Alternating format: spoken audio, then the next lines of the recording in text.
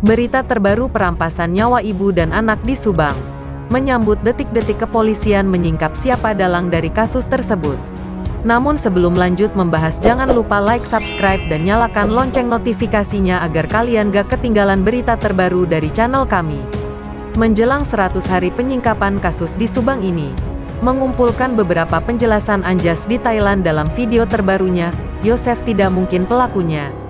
Juga beberapa kabar terbaru penyingkapan kasus Subang dari kanal YouTube Denny Darko yang melakukan tanya jawab bersama Dr. Sumi Hastri, antara lain soal DNA terduga pelaku kasus perampasan nyawa ibu dan anak di Subang.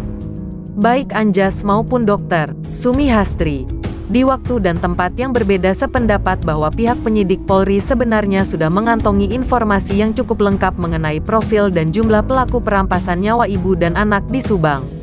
Seperti diketahui berita adanya noda darah pada jaket dan kancing baju pada saksi Yosef Subang sudah banyak dikabarkan oleh media dan pihak penyidik kepolisian pastinya sudah dikantongi dalam BAP.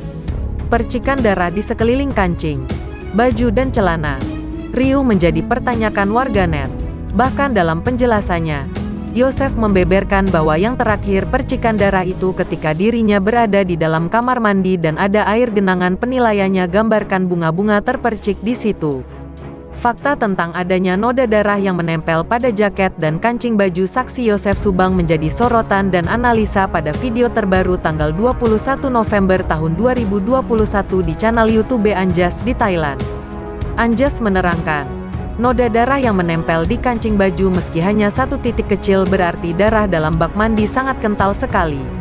Misalkan benar, tapi menurut penjelasan Danu, bahwa di bak mandi yang airnya biasa saja tidak kental hanya saja agak keruh. Memang ada darah di mana-mana. Ini jadi pertanyaan, itu bisa jadi alat bukti. Ini masuk akal atau framing?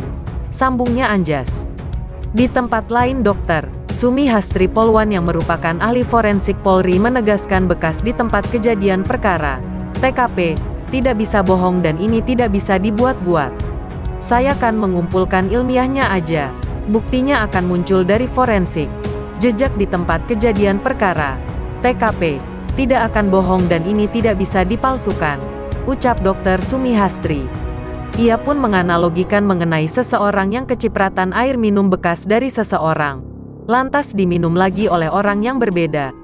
Maka jejak itu bisa terlacak secara tes DNA bahwa ada dua orang yang minum menggunakan gelas yang sama. Ahli forensik Polri, Dr. Sumi Hastri yakin bahwa tidak ada kejahatan yang sempurna. Semua bisa dibuktikan secara objektif. Tidak mungkin bisa dibohongi karena ini sudah dibuktikan secara ilmiah. Jadi kesimpulannya tidak akan ada kejahatan yang sempurna, ucapnya. Meski tidak menyebutkan tentang nama terdakwa yang mengeksekutor ibu dan anak di Subang, pakar forensik Mabes Polri itu menyebutkan mengenai gambaran dan jumlah pelaku.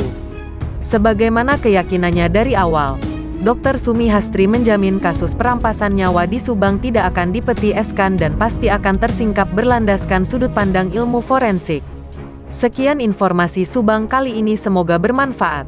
Terima kasih sudah menonton video kami dan sampai jumpa di video selanjutnya.